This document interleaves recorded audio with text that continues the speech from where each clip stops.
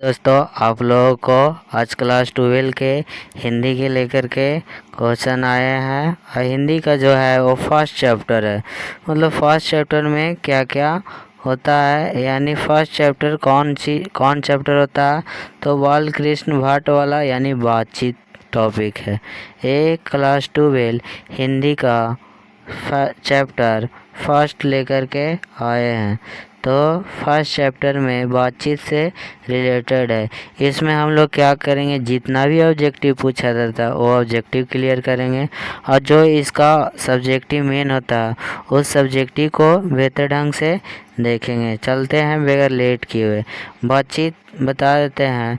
तो बातचीत का राइटर कौन है, तो बाल कृष्ण भट्ट होता है। बातचीत का राइटर बाल कृष्ण भट्ट होता है, याद रखना। आगे चलते हैं। इनका जन्म कब हुआ, तो 23 जून 1844 में होता है।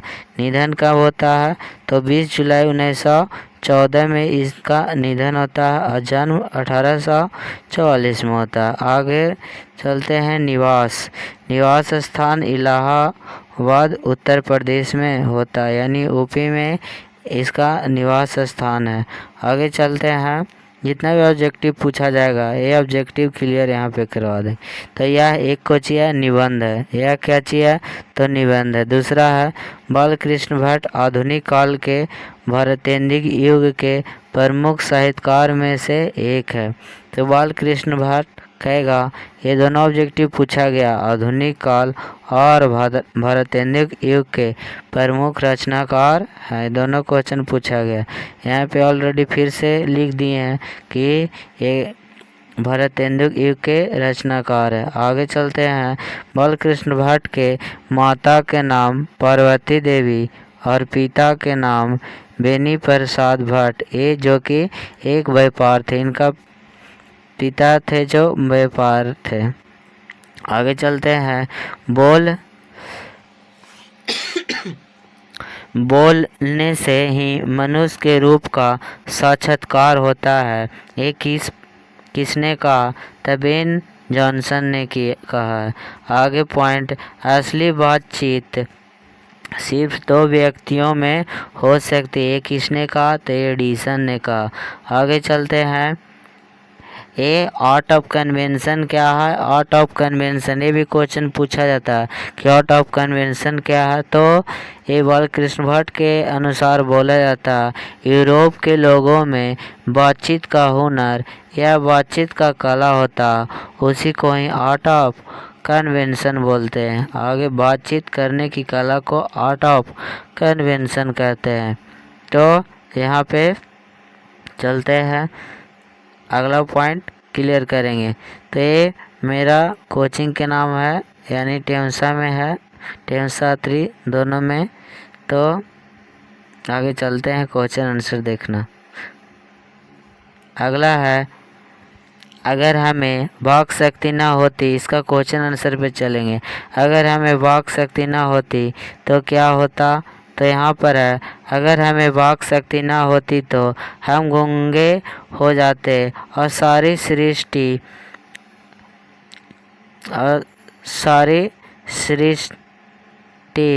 पशुओं की तरह मौन हो जाती। मतलब हमारा बातचीत नहीं होता, यानी हमारा आवाज़ नहीं होता, तो हम किसी से कुछ कह नहीं पाते, मौन चुपचाप रहते, जैसे पशु को देखता होगा।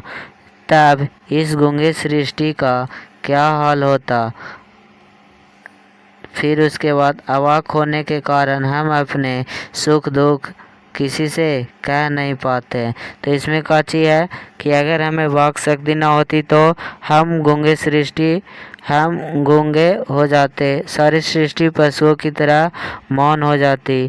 तब इस गूंगे सृष्टि का क्या होता, अवाक होने के कारण हम अपने सुख दुख किसी से कह नहीं पाते। अगला पॉइंट है, दूसरा नंबर पॉइंट, जब तक मनुष्य बोलता नहीं तब तक उसका गुण दोष प्रकट नहीं होता। बोलने से मनुष्य का गुण और दोष दोनों का पता चलता है। तो प्रश्न तो पंक्ति में बालकृष्ण भट्ट कहते हैं कि बातचीत ही एक ऐसा विशेष तरीका होता है जिसके कारण मनुष्य आपस में एक दूसरे के गुण तथा अवगुण के बारे में जान पाता है। तो ये बालकृष्ण भट्ट के अकॉर्डिंग कहता है मनुष्य जब बोलता है तभी उसका गुण और अवगुण का पता चलता है। आगे चलते हैं। तीसरा नंबर क्वेश्चन। तो तीसरा नंबर क्वेश्चन है कि बातचीत शीर्षक निबंध का सारांश आता है क्वेश्चन। तो बातचीत एक प्रकार की ललित निबंध है जिसका लेख बालकृष्ण भट्ट जी हैं। इस पाठ में लेखक ने बातचीत के स्वरूप का वर्णन किया जाता है।